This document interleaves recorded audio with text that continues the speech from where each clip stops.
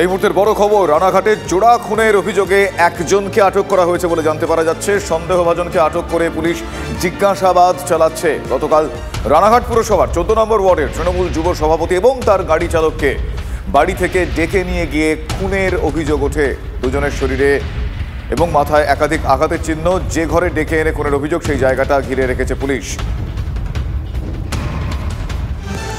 এই মুহূর্তে আমাদের সহকর্মী মহাদেব আমাদের সঙ্গে রয়েছেন। মহাদেব, তোমার কাছে এই খবর আর কি আপডেট রয়েছে? যাকে আটক করা হয়েছে তার সম্বন্ধে আর কি কি জানা যাচ্ছে এবং গোটা ঘটনাটা সংক্রান্ত আর কি কি তথ্য এখনো পর্যন্ত পেয়েছে পুলিশ?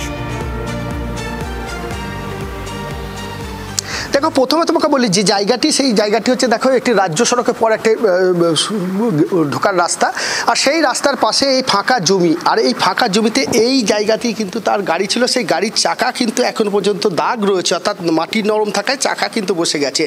এই দুই যুবক কিন্তু গতকালকে যেটা বলা হয় যে তাদের ফোন করা হয় এবং ফোন করে তারপর ডাকা হয়, তারা এখানে আসে। কিন্তু এলাকার মানুষ বলছেন যে এখানে মাঝে মধ্যে তারা আসতেন, কারণ এই দেখতে পাচ্ছে একের পর এক প্লট করা রয়েছে। এই প্লট বিক্রি হতো, অর্থাৎ তিনি ব্যবসায়ী ছিলেন, তিনি জমি কেনা বেচা করতেন।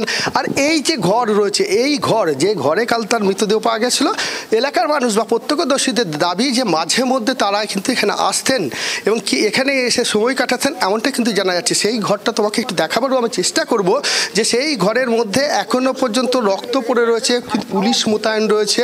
ঘটনার পর থেকে রানাঘাট থানা পুলিশ এখানে ঘিরে দিয়েছেন এবং তারা কিন্তু এখানে ঘিরে রেখেছেন। আর কিছুক্ষণ পর ফরেন্সিক দলের প্রতিনিধিরা এখানে আসবেন, এমনটাই কিন্তু জানা যাচ্ছে।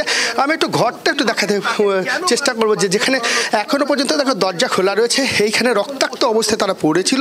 এলাকার মানুষ জানতে পেরে পুলিশকে খবর দেয়, পুলিশ আসে ঘটনাস্থলে। আসার পর পুলিশ কিন্তু তাদেরকে উদ্ধার করে নিয়ে যায় রানাঘাট মহকুমার হাসপাতালে। পুলিশের পক্ষ থেকে এখানে গেটে তালা দিয়ে দেওয়া হয়েছে, যাতে সাধারণ মানুষ প্রবেশ না করতে পারেন বা অন্য কেউ প্রবেশ না করতে পারেন। মহাদেব, আমি জানতে চাইবো, এই ঘরে যে ডেকে পাঠিয়েছিল বা এখনো পর্যন্ত এই ঘটনায় যাকে আটক করা হয়েছে, তার পরিচয় সম্বন্ধে আর কি জানা যাচ্ছে? সে কে বা এই ঘরই বা কার? দেখো, এই বাড়িটি অন্য একজনের নামে কেনা, কারণ তিনি যেহেতু জমি বিক্রি করতেন বা জমি কেনা বেচার কাজ করতেন, সেই কারণে একাধিক মানুষের নামে হয়তো জমি কেনা থাকতে পারে। সেটা নিয়ে কিন্তু পুলিশ তদন্ত শুরু করেছে। একজনকে সন্দেহ করে পুলিশ কিন্তু তাকে আটক করে জিজ্ঞাসাবাদ শুরু করা হয়েছে। যদিও এখনো কি কারণে খুন, ব্যবসায়িক কোনো কারণ না রাজনৈতিক কোনো কারণ, বিষয়টা কিন্তু এখনো স্পষ্ট নয়। তোমাকে দেখাবার আর একবার চেষ্টা করি। দেখো, এই জায়গায় কিন্তু কোনো মানুষ নেই যে যাদের সাথে আমরা কথা বলবো বা বিষয়টা জানতে পারবো। পুরো এলাকাটা কিন্তু ফাঁকা, এখানে এখনো মানুষের সেইভাবে বসতি গড়ে ওঠেনি। শুধুমাত্র এখানে জমি রয়েছে, জমিগুলিকে প্লট করা রয়েছে। আর এরই মধ্যে গতকাল রাত্রে তিনি এসেছিলেন 6:30 নাগাদ ঘটনাটি ঘটেছে, এলাকার মানুষের তেমনটাই দাবি। আর এই কী কী কারণে ঘটলো সেটা কিন্তু এখনো পর্যন্ত স্পষ্ট নয়, কারণ এই ঘটনার পর রাজনৈতিক নেতৃত্ব যেমন মুখে কুলুপ দিয়েছেন, তেমন সাধারণ মানুষ এবং পুলিশ প্রশাসন তদন্তের নাম করে তারাও কিন্তু স্পষ্ট করতে চাইছেন। কেন তারা ফোন করেছিলেন, কেন ফোন করলেন, কেন রাখা হলো, তারা গেলেন কেন, এবং তারপর পরবর্তীকালীন ঘটনা এবং যাবতীয় বিষয় এই মুহূর্তে তদন্ত করে দেখছে পুলিশ। আপাতত তোমায় ধন্যবাদ জানাই মহাদেব। এই বিষয়ে আমাদের অবশ্যই নজর থাকবে, লেটেস্ট আপডেট আপনাদের অবশ্যই আমরা জানাবো। বাজারে আলুর যোগান, এই সংক্রান্ত ছবি আপনাদের দেখাবো। ধর্মঘট উঠে গিয়েছে আমরা জানি, কিন্তু এখনো আলুর যোগান বাজারে স্বাভাবিক হয়নি। তার কারণ চাহিদা অনুযায়ী বাজারে যে আলুর যোগান সেটা এখনো কম।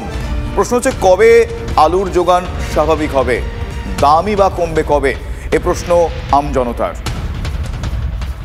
আমার সহকর্মী হীরক মুখোপাধ্যায় এই মুহূর্তে রয়েছেন আমাদের সঙ্গে সরাসরি। হীরক বাঁকুড়া বাজারে রয়েছে, সেখানকার ছবি একবার হীরকের কাছ থেকে জানো। হীরক, সেখানকার তুমি এই মুহূর্তে যেই বাজারে রয়েছো, সেইখানে আলুর যোগান কতটা স্বাভাবিক বা সেখানে আর কি কি সমস্যার সম্মুখীন হতে হচ্ছে ক্রেতা এবং বিক্রেতাদের, ছবিটা আমাদের জানাও। দেখো, গত রবিবার প্রগতিশীল আলু ব্যবসায়ী সমিতি তারা কর্মবিরতির ডাক দেয় এবং রবিবারের পর থেকে আমি যে জায়গায় রয়েছি অর্থাৎ বাঁকুড়া পুরসভা বাজারে, সেখানে কার্যত আলুর আকাল শুরু হয় এবং রবিবার, সোমবার, মঙ্গলবার পেরিয়ে বুধবার পর্যন্ত এই কর্মবিরতি চলে এবং বুধবার দুপুরের পরে এই কর্মবিরতি প্রত্যাহার করে নেওয়া হয় প্রগতিশীল আলু ব্যবসায়ী সমিতির পক্ষ থেকে। বুধবার এই কর্মবিরতি প্রত্যাহার করে নেওয়া হলেও বুধবার বা বৃহস্পতিবারও কিন্তু আলুর আকাল দেখা গিয়েছিল এই বাঁকুড়ার পুরসভা বাজারে এবং বৃহস্পতিবার বিকেল থেকে অর্থাৎ অর্থাৎ কালকে বিকেল বা সন্ধ্যে থেকে আলু আসতে শুরু করে এই বাজারে।